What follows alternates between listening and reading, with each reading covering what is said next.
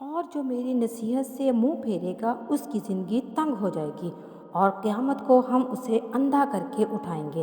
وہ کہے گا میرے پروردگار تو نے مجھے اندھا کر کے کیوں اٹھایا، میں تو دیکھتا بالتا تھا۔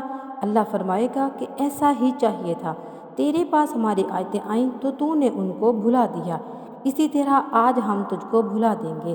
اور جو شخص حد سے نکل جائے اور اپنے پروردگار کی آیتوں پر ایمان نہ لائے، ہم اس کو ایسا ہی بدلا دیتے ہیں، اور آخرت کا عذاب بہت سخت اور ہمیشہ باقی رہنے والا ہے۔